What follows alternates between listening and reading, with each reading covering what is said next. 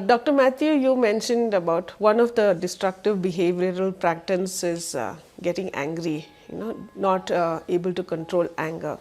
So, in our present day context, physical abuse and verbal abuse is very much prevalent at homes, behind closed doors. So, how to deal with such problems and issues?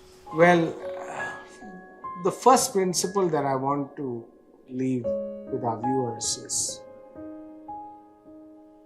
treat your partner with the understanding that she is made in the image of God, which means I need to see in her the God who created her. And when I look at her as someone who is made in the image of God, I have to treat her with dignity and respect. Many times, as I was mentioning, in the previous episode as well, people have complained that my spouse treats me as an object. That happens because we don't treat the other as being made in the image of God. Now, we understand that each of us have our set of weakness. We have our set of strengths. Now, if I focus on somebody's weakness, that's when I keep getting frustrated, angry, upset. But when I focus on, the other person's strengths, then I'm excited, that there is so much that I can draw out of from that person. So most of the time, we tend to focus much on the weakness. We usually show this as an illustration. In every marriage, there are strengths and weakness. So if in my hand, if these fingers represents my strength and these gaps represents my weakness, and for her finger represents her strength and the gaps her weakness. So when we come together in marriage, my strength complements her weakness and her strength complements my weakness. So we together are energized. But what happens is many of them don't want to show their weakness. They keep it very closed. Sometimes in the matrimonial ads, when they don't write any weakness, only strength there, isn't it? Have you noticed all the good things that they write, but then there's a postscript, but he has a little bit of short temper. We don't see that anywhere. So the point is, they don't show their weakness at all. And because of that, what happens from day one, they're trying to project the Mr. Right, and she's projecting the Mrs. Right or Miss Right.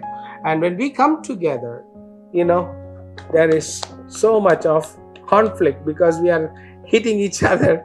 There is abuse here because we have not opened up to one another and make ourselves vulnerable for the other person to influence me. So I think that's where the problem is. So in the case of abuse and in the case of physical and verbal abuse, I would say, let's make it very clear. We have no right to harm the other person, both physically and emotionally. We are not called. My strength that God has given as a man is to protect her, to provide for her, is not to beat her up. So I need to make that very, very clear. And so I cannot abuse that strength that God has given me. I would also think that women, sometimes in our frustration, we can, beat up our husbands as well. So it's not just one way now. Nowadays, we're hearing of, husband bashing and groups that are being formed because of that. So I would say learning to control my anger. Because why do I abuse? Because I'm frustrated. I want to control the other person. I want to change their perspective. But I think I have to learn to control my anger, and I have no right to beat up, the other person. I think understanding that is so important. And I would say, if it is beyond your control, please take help. Some of these things need external help. You're not able to manage your anger or your way of dealing with your partner. You need external help. That's why family and marriage counselors are there today. So take help so that you can control your emotions and you know how to keep your limit. That's one one advice I would give: don't look at it as something that you are doing wrong, or you're becoming vulnerable before a counselor. Counselors are there trained to help your emotions, to help your behavior. So please go and take help.